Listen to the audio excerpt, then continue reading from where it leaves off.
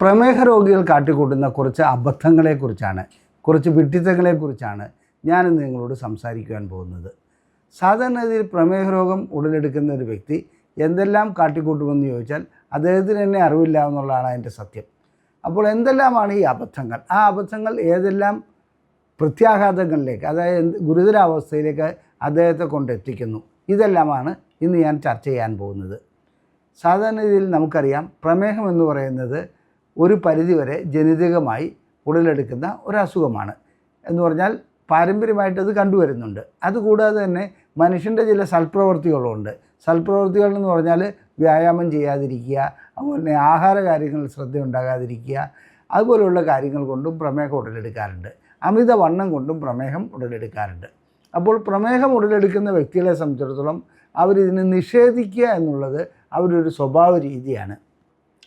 ഇതൊന്നും ഒരു പ്രശ്നമില്ല, ഞാൻ തന്നെ കൺട്രോൾ ചെയ്തോളാം, അതുപോലെ ഞാൻ ഡയറ്റ് കൺട്രോൾ ചെയ്യുന്നുണ്ട്, ഞാൻ വ്യായാമം ചെയ്യുന്നുണ്ട്, ഇങ്ങനെയൊക്കെ പറഞ്ഞ് അവരങ്ങനെ മുന്നോട്ട് പോകുന്നതായി കാണാം. ഏതായാലും ഒരു സെക്സോളജിസ്റ്റ് എന്ന ലെവലിൽ എനിക്ക് പറയാനുള്ളത്, അതായത് ഏതാണ്ട് ഒരു 60% രോഗികളിൽ ലൈംഗിക ശേഷിക്കുറവ് ഉണ്ടാക്കുന്നതിൻ്റെ പ്രധാന കാരണം പ്രമേഹമാണ്. ആ പ്രമേഹം ഉള്ള വ്യക്തികളിൽ ആദ്യം തന്നെ ലൈംഗിക ശേഷിക്കുറവല്ല കാണുന്നത്. വളരെ അപൂർവം വ്യക്തികളിൽ അങ്ങനെ ലൈംഗിക ശേഷിക്കുറവ് കാണാറുണ്ട്. എന്നാലും പ്രമേഹമുള്ള വ്യക്തികളിൽ ലൈംഗിക ശേഷിക്കുറവ് കാണുന്നത് ഞാൻ നേരത്തെ സൂചിപ്പിച്ച 60% ആളുകളിൽ തീർച്ചയായിട്ടും അത് അവർ തന്നെ വരുത്തി വയ്ക്കുന്ന ഒരു പ്രക്രിയയാണ്. ആ പ്രക്രിയ എങ്ങനെയാണെന്നുള്ളത് നമുക്ക് പരിശോധിക്കാം. ആദ്യം, അബദ്ധം എന്ന് പറയുമ്പോൾ പ്രമേഹത്തെ നിഷേധിക്കുക, ഈ അസുഖത്തെ നിസ്സാരവൽക്കരിച്ച് കാണുക, ഇതാണ് അവർ ആദ്യമായി ചെയ്യുന്ന അബദ്ധം. പിന്നെ രണ്ടാമതായിട്ടുള്ള ഒരു അബദ്ധം എന്താണെന്ന് വെച്ചാൽ, ഈ പ്രമേഹത്തെ സംബന്ധിച്ചിടത്തോളം ഇതിന് ശരിയായി വ്യായാമം ചെയ്യണം, ആഹാര നിയന്ത്രണം വേണം, ഇതൊക്കെ സത്യമാണ്. എന്നാൽ ആഹാര നിയന്ത്രണം കൊണ്ടും അതുപോലെ തന്നെ വ്യായാമം കൊണ്ടും മാത്രം പ്രമേഹം നിയന്ത്രണത്തിൽ കൊണ്ടുവരാമെന്നുള്ള ചില തെറ്റിദ്ധാരണകൾ ചിലർക്കുണ്ട്. അത് തെറ്റാണ്. ആഹാര നിയന്ത്രണം നല്ലതാണ്, അതുപോലെ തന്നെ വ്യായാമവും നല്ലതാണ്. അപ്പോൾ എവിടെയാണ് പ്രശ്നമുണ്ടാകുന്നത്? ഈ ആഹാര നിയന്ത്രണം കൊണ്ടും വ്യായാമം കൊണ്ടും തൻ്റെ പ്രമേഹം വ്യക്തമായി വരുന്നില്ലെങ്കിൽ, അതായത് നിയന്ത്രണത്തിൽ വരുന്നില്ലെങ്കിൽ, തീർച്ചയായിട്ടും അതിനുള്ള ചികിത്സ ആരംഭിക്കേണ്ടതുണ്ട്. ആ ചികിത്സയിൽ അത് ഏതെല്ലാം രൂപത്തിലാണ് ചികിത്സ വേണ്ടതെന്നുള്ളത് നമുക്ക് ഞാൻ വ്യക്തമാക്കിയത് പറഞ്ഞുതരാം. അതിനു മുമ്പ് തന്നെ ചികിത്സ എന്ന് കേൾക്കുമ്പോൾ തന്നെ പ്രമേഹ രോഗികൾക്ക് ഒരു ഭയപ്പാടാണ്. അതായത് ഈ ഗുളിക കഴിച്ചു തുടങ്ങിയാൽ ഇത് ആയുഷ്കാലം കഴിക്കേണ്ടി വരുമല്ലോ എന്നുള്ള ഒരു ഭയപ്പാട്. ഇങ്ങനെ ആയുഷ്കാലം കഴിക്കേണ്ടി വരുമല്ലോ എന്നുള്ള ഭയപ്പാട് വരികയാണെങ്കിൽ അവർ ആ ഗുളിക മെല്ലെ ഉപേക്ഷിക്കുന്നു. അവർ വ്യായാമവും അതുപോലെ തന്നെ ആഹാര നിയന്ത്രണവും മാത്രമായി പോകുന്നു. അപ്പോൾ ആഹാര നിയന്ത്രണം മാത്രം പോരാ, വ്യായാമം മാത്രം പോരാ, അതിന് മരുന്നുകളും കഴിക്കണം. ഇതാണ് പ്രമേഹ രോഗികൾക്ക് ഒരു വിമുഖത ഉണ്ടാക്കുന്നത്. കാരണം ചില വ്യക്തികൾ പറഞ്ഞു തരും, മരുന്ന് കഴിക്കുകയാണെങ്കിൽ, പ്രമേഹ രോഗത്തിനുള്ള മരുന്നുകൾ കഴിക്കുകയാണെങ്കിൽ അത് ആയുഷ്കാലം കഴിക്കണം, അതുപോലെ തന്നെ ഇത് കിഡ്നിയെ തകർക്കുമെന്നുള്ളത്. അല്ലെങ്കിൽ കിഡ്നിയെ തകർക്കുന്നതിൻ്റെ പ്രധാന കാരണം ഈ മരുന്നുകളാണെന്നുള്ള ഒരു തെറ്റിദ്ധാരണ പ്രമേഹ രോഗിക്ക് ഉടലെടുക്കുന്നു. ഇതാണ് രണ്ടാമത്തെ വിഡ്ഢിത്തം. അപ്പോൾ ഈ വിഡ്ഢിത്തം അനുസരിച്ച് അവർ മുന്നോട്ട് പോവുക തന്നെ ചെയ്യും. അങ്ങനെ മരുന്ന് കഴിക്കാതിരിക്കുന്നതോടുകൂടി ഇവരെ സംബന്ധിച്ചിടത്തോളം നമുക്കൊരു കാര്യം അറിയാം, പ്രമേഹത്തിൻ്റെ ലെവല് ഉയർന്നു വരും. ആ പ്രമേഹത്തിൻ്റെ ലെവൽ ഉയർന്നു വരുന്നതോടുകൂടി അവർക്ക് കൈകാലുകൾക്ക് തരിപ്പുണ്ടാവും, ലൈംഗിക ശേഷിക്കുറവുണ്ടാവും. ചില വ്യക്തികളിൽ ലൈംഗിക ശേഷിക്കുറവ് അനുഭവപ്പെടുകയാണെങ്കിൽ അവരതിന് ചികിത്സയ്ക്ക് വരും, ചിലരത് ചികിത്സയ്ക്ക് വരില്ല. അങ്ങനെ ചികിത്സയ്ക്ക് വരുന്ന വ്യക്തികളെ സംബന്ധിച്ചിടത്തോളം അവരുടെ പരിശോധനകൾ നടത്തുമ്പോൾ HbA1c, അതായത് 3 മാസത്തിലൊരിക്കൽ നാം നോക്കാറുള്ള ഷുഗറിൻ്റെ ലെവല്, അതിൻ്റെ കൺട്രോൾ എത്രത്തോളം കിട്ടുന്നുണ്ടെന്നുള്ള ആ അവസ്ഥ, അതായത് ആ പരിശോധന വഴിക്ക് നമുക്കത് 10 മേലോട്ട് പോവുകയാണെങ്കിൽ തീർച്ചയായിട്ടും ലൈംഗിക ശേഷിക്കുറവ് ഉടലെടുക്കുമെന്നുള്ളത് 100% ഉറപ്പാണ്. അങ്ങനെ ലൈംഗിക ശേഷിക്കുറവ് ഉടലെടുക്കുന്നതോടുകൂടി അവർ വീണ്ടും ഇവിടെ ഒരു ഡോക്ടറെ സമീപിക്കുമ്പോൾ ഡോക്ടർ ഗുളിക നിർദ്ദേശിക്കുകയാണെങ്കിലും ഇവർ ഈ ഭയപ്പാടെടുത്ത് പുറത്തേക്കിടുകയാണ്, എൻ്റെ കിഡ്നി പോകുമോ, ഞാൻ ആയുഷ്കാലം ഗുളിക കഴിക്കേണ്ടി വരില്ലേ എന്നുള്ളത്. നാം ശ്വാസം വലിക്കുന്നത് പോലെ, ആഹാരം കഴിക്കുന്ന പോലെ ഒരു പ്രമേഹ രോഗി ആയുഷ്കാലം ഗുളിക കഴിക്കേണ്ടി വരാറുണ്ട്. എന്നാൽ ആ ആയുഷ്കാലം ഗുളിക കഴിക്കേണ്ടി വരുന്ന ചില രോഗികൾക്ക് അവർക്ക് വ്യായാമം വഴിക്കും ആഹാരം വഴിക്കും അത് നിയന്ത്രിക്കാൻ കഴിയും. അതേസമയത്ത് എല്ലാവർക്കും അത് കഴിഞ്ഞുകൊള്ളണമെന്നില്ല. അപ്പോൾ ഗുളിക കുറേ കാലം കഴിച്ചു കഴിഞ്ഞാൽ അത് ചിലപ്പോൾ ഇൻസുലിനിലേക്ക് പോകേണ്ടി വരാറുണ്ട്. ഇതതിൻ്റെ ഒരു പ്രക്രിയ മാത്രമാണ്, അത് സ്വാഭാവികമായിട്ട് നടക്കുന്ന ഒരു പരിണാമം മാത്രമാണ്. അതുകൊണ്ട് അവരുടെ വൃക്കകളെ സംരക്ഷിക്കാൻ കഴിയും, അവരുടെ ആരോഗ്യത്തെ സംരക്ഷിക്കാൻ കഴിയും, അവർക്ക് മറ്റു കാര്യങ്ങൾ ഊർജ്ജസ്വലത ഉണ്ടാക്കുവാനും കഴിയും. ഇല്ലാത്ത വ്യക്തികളെ സംബന്ധിച്ചിടത്തോളം അവർക്ക് കൈകാലുകൾക്ക് തരിപ്പിലേക്കും അതുപോലെ തന്നെ ലൈംഗിക ശേഷിക്കുറവിലേക്കുമാണ് അത് പോകുന്നത്. അപ്പോൾ എന്തുകൊണ്ടാണ് ഈ ലൈംഗിക ശേഷിക്കുറവ്, പ്രമേഹമുള്ള വ്യക്തികൾക്ക് ലൈംഗിക ശേഷിക്കുറവ് ഉണ്ടാകുന്നുള്ളത് ഞാൻ വ്യക്തമായി വിശദീകരിക്കാം. അതിനു മുമ്പ് ഈ അലോപ്പതി അഥവാ ഇംഗ്ലീഷ് മരുന്നുകൾ കഴിക്കുകയാണെങ്കിൽ കിഡ്നി തകരാറിലാകും, വൃക്കകൾക്ക് തകരാറുണ്ടാകുമെന്നുള്ള ഒരു ധാരണയിലേക്ക് അവരെത്തിപ്പെടുന്നു. ഇതിനൊരു പരിഹാരമായിട്ട് ആയുർവേദം എന്ന ലേബലിലും ഹോമിയോ എന്ന ലേബലിലും ചില ഗുളികകളും ചില ഇലകൾ കഴിക്കുക. അതുപോലെ വയനാട്ടിലോ അവിടെ എവിടെയെങ്കിലും ഏതെങ്കിലും ഒരു വൈദ്യനുണ്ട് എന്നൊക്കെ പറഞ്ഞ് ഇവരിതിൻ്റെ പുറകെ പോകുന്നതായി കാണാം. ഇതിനെ ഒന്നും ഞാൻ നിഷേധിക്കുകയല്ല, അതിൻ്റെതായ ഗുണങ്ങളുണ്ടായിരിക്കാം.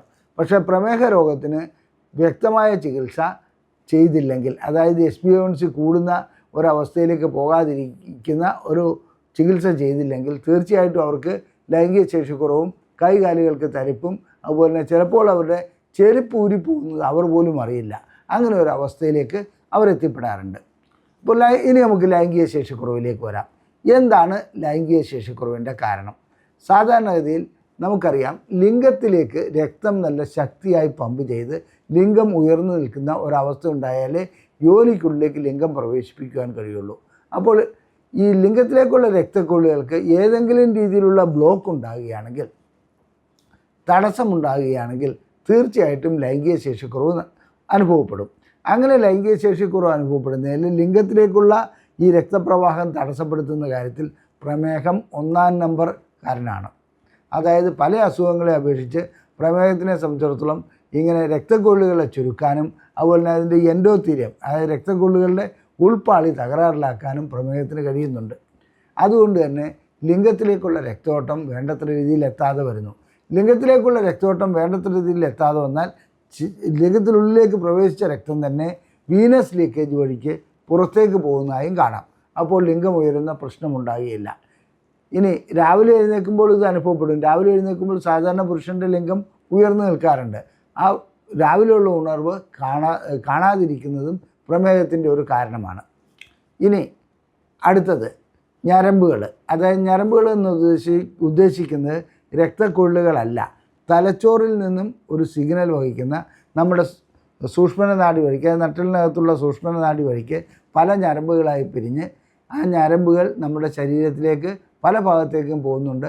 അവിടെ നിന്ന് സ്പർശനം വഴിക്കും മറ്റും നാം സ്വീകരിക്കുകയും മോട്ടോർ ആക്ടിവിറ്റി, അതായത് മസിലുകളെ ചുരുക്കുവാനും വിടർത്താനും ഒക്കെയുള്ള പ്രവണത ഉണ്ടാക്കുന്നത് ഈ ഞരമ്പുകൾ വഴിക്കാണ്.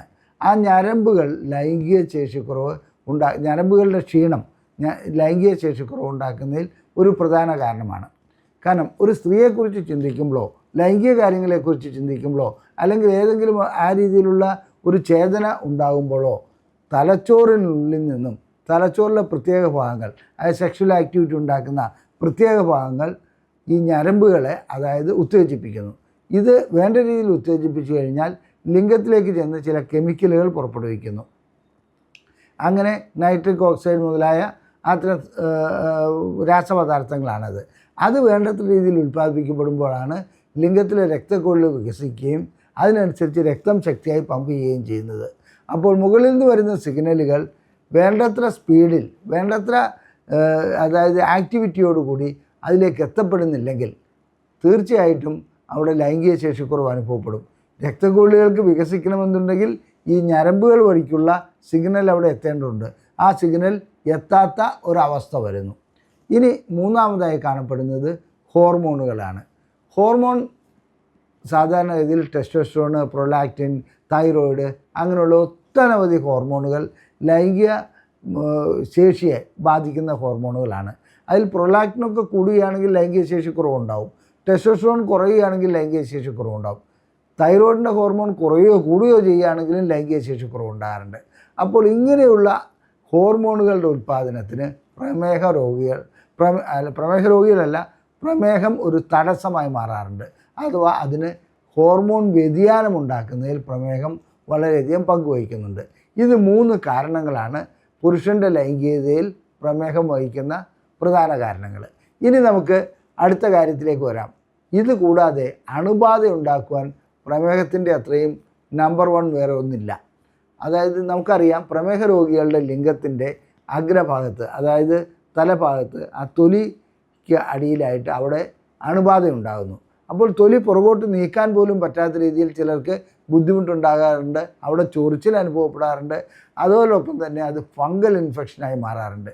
അപ്പോൾ എന്തുകൊണ്ടാണ് ഇങ്ങനെ സംഭവിക്കുന്നത്? നമുക്കറിയാം, മൂത്രത്തിൽ പ്രമേഹമുള്ള വ്യക്തികൾക്ക് പഞ്ചസാര ഉണ്ടാകാറുണ്ട്. ഈ പഞ്ചസാര ഒരു വളക്കൂറ് ഉള്ള മണ്ണായി മാറുകയാണ് അവിടെ. അത് ലിംഗത്തിൻ്റെ അവിടെ വന്ന് അല്പം മൂത്രം കെട്ടി നിൽക്കുന്നു. ആ ഭാഗത്തുണ്ടാകുന്ന ഈ തൊലിക്കടിയിലുണ്ടാകുന്ന മൂത്രമൊക്കെ വളരെ കുറച്ച് മതി. അതിൽ പഞ്ചസാരയുടെ അളവ് കൂടുതലായതുകൊണ്ട് അവിടെ ഫംഗസുകൾക്കും ബാക്ടീരിയകൾക്കും വളരാനുള്ള ഒരു വളക്കൂറുള്ള മണ്ണായി മാറുന്നു.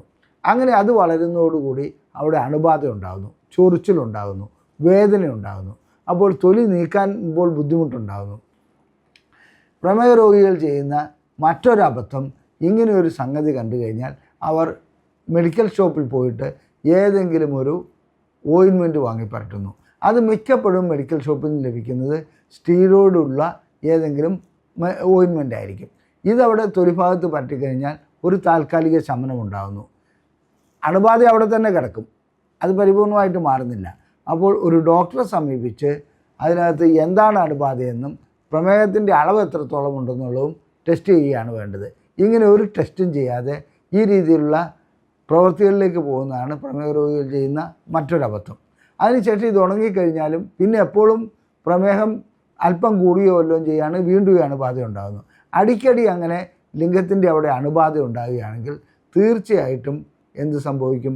ഈ തൊലി അവിടെ ഒട്ടിപ്പിടിക്കുകയും അതിന് പുറകോട്ട് നീങ്ങാൻ കഴിയാത്ത ഒരവസ്ഥയിലേക്ക് പോവുകയും ചെയ്യും. ഇതിന് ബെലനൈറ്റിസ് എന്നാണ് പറയുന്നത്. അങ്ങനെ ബെലനൈറ്റിസ് ഉണ്ടാകുകയാണെങ്കിൽ ഈ രോഗിയുടെ കാര്യം ലൈംഗിക ബന്ധത്തിൽ ഏർപ്പെടാൻ കഴിയാത്തൊരവസ്ഥയിലേക്ക് പോകും.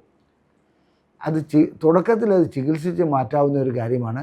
ഇത് ഗുരുതരമായി എപ്പോഴും ഇങ്ങനെ വന്നുകൊണ്ടിരിക്കുകയാണെങ്കിൽ ചിലപ്പോൾ അതായത് ആ തൊലി മുറിച്ചു മാറ്റേണ്ട, സർക്കംസിഷൻ ചെയ്യേണ്ട അവസ്ഥയിലേക്ക് വരെ പോകാറുണ്ട്.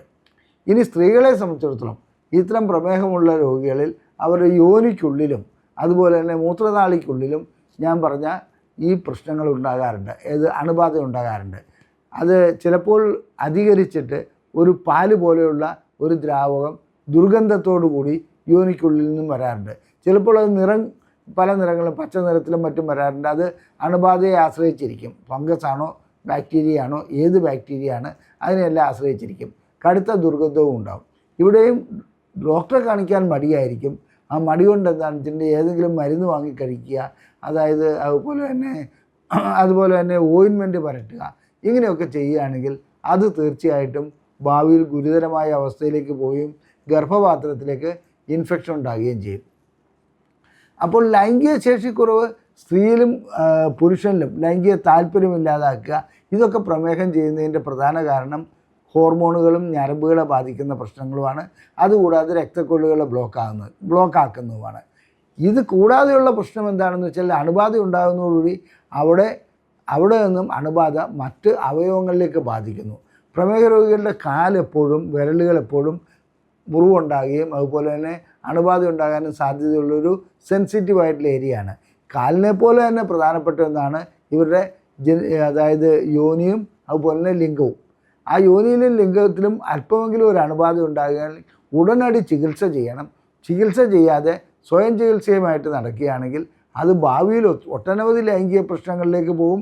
അതുപോലെ തന്നെ അണുബാധ നമ്മൾ കാലൊക്കെ മുറിച്ച് കളയുന്നു എന്നൊക്കെ കേട്ടിട്ടില്ലേ? അതുപോലെ അണുബാധ മുമ്പോട്ട് പോവുകയാണെങ്കിൽ ചിലപ്പോൾ അവിടെ സർജിക്കലി, അതായത് ശസ്ത്രക്രിയ ചെയ്യേണ്ടതായും വരാറുണ്ട്. ഞാനൊരു കാര്യം പറയാം, തുടക്കത്തിൽ ഏത് രോഗവും ചികിത്സിച്ച് മാറ്റുവാൻ വളരെ സൗകര്യമാണ്, വളരെ എളുപ്പവുമാണ്. ഇതിങ്ങനെ മുന്നോട്ട് നീട്ടിക്കൊണ്ടു പോവുകയാണെങ്കിൽ അവർക്കതിനകത്ത് ഗുരുതരമായ പ്രതിസന്ധിയും ചിലവ് കൂടുന്ന ഒരവസ്ഥയിലേക്കും പോകും. മറ്റൊരു കാര്യം കൂടി പറയട്ടെ. ലൈംഗികമായിട്ടുള്ള ശേഷിക്കുറവായിരിക്കും ചിലപ്പോൾ പ്രമേഹ രോഗികളിൽ ആദ്യം കാണുന്ന ലക്ഷണം. അവർക്ക് പ്രമേഹമുണ്ടോ ഇല്ലയോ എന്നുള്ള അവർ അറിയുന്നേ ഇല്ല. അപ്പോൾ അത് സ്ത്രീക്ക് താല്പര്യം കുറയുന്നു, പുരുഷന് ലൈംഗികമായിട്ട് ഉദാഹരണം കുറയുന്നു. ഇങ്ങനെയുള്ള ഒരു അവസ്ഥ വരികയാണെങ്കിൽ തങ്ങളുടെ കുടുംബത്തിൽ, അതായത് അച്ഛനോ അമ്മയ്ക്കോ അമ്മാവന്മാർക്കോ അമ്മായിമാർക്കോ ആർക്കെങ്കിലും പ്രമേഹമുണ്ടെങ്കിൽ തീർച്ചയായിട്ടും അവർക്ക് പ്രമേഹം ഉടലെടുത്തിട്ടുണ്ടാകും. അത് വയസ്സിപ്പോൾ നോക്കരുത്. കാരണം വെച്ചിട്ടുണ്ടെങ്കിൽ പണ്ടൊക്കെ വയസ്സൊരു 40-45 വയസ്സ് കഴിഞ്ഞാൽ ഇത്തരം അസുഖങ്ങളൊക്കെ പ്രകടമാകുമായിരുന്നുള്ളൂ. ഇന്ന് 30 വയസ്സുള്ള കുട്ടികളിൽ പോലും, അതായത് ചെറുപ്പക്കാരിൽ പോലും പ്രമേഹത്തിൻ്റെ അവസ്ഥ, കണ്ടുവരുന്നൊരു ഇത് കാണുന്നുണ്ട്. അതെന്തുകൊണ്ടാണ്? കാരണം വെച്ചിട്ടുണ്ടെങ്കിൽ കൂടുതലായിട്ടും വ്യായാമമില്ലാത്തൊരു സമൂഹത്തിലേക്ക് പോവുകയാണ്. അതുപോലെ തന്നെ ഇരുന്ന് മാത്രമുള്ള ജോലി ചെയ്യുകയാണ്, അല്പം പോലും നടത്തമില്ല. അങ്ങനെയൊക്കെ വരുമ്പോൾ തീർച്ചയായിട്ടും അവർക്ക് പാരമ്പര്യ ഘടകം വെച്ചിട്ട് നോക്കുകയാണെങ്കിൽ തീർച്ചയായിട്ടും എന്താണ്, ഒരു 40-45 വയസ്സിൽ പ്രമേഹം ആരംഭിക്കേണ്ട വ്യക്തികൾക്ക് 30-35 വയസ്സിൽ തന്നെ പ്രമേഹം ആരംഭിക്കുന്നതായി കാണാം. ഇതൊരു കാലഘട്ടത്തിൻ്റെ മാറ്റമാണ്, കാലഘട്ടത്തിൻ്റെ അവസ്ഥയാണ്, കാലഘട്ടത്തിൻ്റെ രോഗമാണ്. അപ്പോൾ ഈ കാലഘട്ടത്തെ മാത്രം കുറ്റം പറഞ്ഞിട്ട് കാര്യമില്ല, നമ്മൾ അതിനനുസരിച്ച് മാറ്റങ്ങൾ വരുത്തുകയാണ് വേണ്ടത്. ഏതെങ്കിലും ഒരു വ്യക്തിക്ക് ലൈംഗികമായിട്ടുള്ളൊരു ശേഷിക്കുറവ് കാണുകയാണെങ്കിൽ ഞങ്ങൾ ഏറ്റവും ആദ്യം ടെസ്റ്റ് ചെയ്യുന്നത് പ്രമേഹമാണ്. അതുപോലെ തന്നെ പ്രമേഹം വെറും ഷുഗർ മാത്രം നോക്കിയാൽ പോരാ, HbA1c നോക്കണം. അങ്ങനെ എല്ലാ രീതിയിലും പ്രമേഹത്തിന് റൂൾ ഔട്ട് ചെയ്തിട്ട് മറ്റു കാര്യങ്ങളിലേക്ക് പോകാവൂ. ഇനി പ്രമേഹമുള്ള വ്യക്തികളെ സംബന്ധിച്ചിടത്തോളം മാനസികമായിട്ട് അവർക്ക് എപ്പോഴും ഇറിറ്റേഷൻ ഉണ്ടായിക്കൊണ്ടിരിക്കും. അതുപോലെ തന്നെ ലൈംഗികമായിട്ടുള്ള താല്പര്യക്കുറവുണ്ടായിരിക്കും. രതിമൂർച്ച വേണ്ടത്ര രീതിയിൽ ലഭിക്കാത്ത അവസ്ഥ വരും. ചിലർക്ക് ശുക്ലത്തിൻ്റെ അളവ് കുറയും. അതുപോലെ തന്നെ ഇതുകൂടാതെ തന്നെ ശുക്ല വിസർജനത്തിലും സമയം ചിലപ്പോൾ വ്യത്യാസം വരാറുണ്ട്. ചിലപ്പോൾ പെട്ടെന്ന് ശുക്ലം പോകുന്നതായും കാണാം. ഇതിൻ്റെയൊക്കെ കാരണം പ്രമേഹവും അതുകൊണ്ടുണ്ടാകുന്ന രക്തക്കൊള്ളുകളുടെയും ഞരമ്പുകളുടെയും ഹോർമോണുകളുടെയും പ്രശ്നങ്ങളാണ്. ഈ പ്രശ്നങ്ങൾക്ക് എത്രത്തോളം വേഗം പരിഹാരം കണ്ടെത്തുന്നു, അതായത് നമ്മൾ ഒരു ലൈംഗിക ശേഷിക്കുറവുണ്ടായാൽ മെഡിക്കൽ ഷോപ്പിൽ പോയിട്ട് ഏതെങ്കിലും ഗുളിക വാങ്ങിക്കഴിച്ച് അതിനൊരു താൽക്കാലിക ശമനം ഉണ്ടാക്കാതെ, അതുപോലെ ലിംഗത്തിലൊരു അല്പം ഇത് വരികയാണെന്നിരിക്കട്ടെ, അതായത് ഇൻഫെക്ഷൻ, അണുബാധ ഉണ്ടാകുകയാണെങ്കിൽ, യോനിയിൽ അല്പം അണുബാധ ഉണ്ടാകുകയാണെങ്കിൽ നേരെ മെഡിക്കൽ ഷോപ്പിൽ പോയിട്ട് ഒരു ഓയിൻമെൻറ്റ് വാങ്ങി പരട്ടുകയോ ചെയ്യാതെ ഡോക്ടറെ സമീപിച്ച് അതിനുള്ള പരിഹാരം കാണുകയാണ് വേണ്ടത്. ലൈംഗിക പ്രശ്നം കൈകാര്യം ചെയ്യുന്ന ഡോക്ടറെ തന്നെ കാണണം.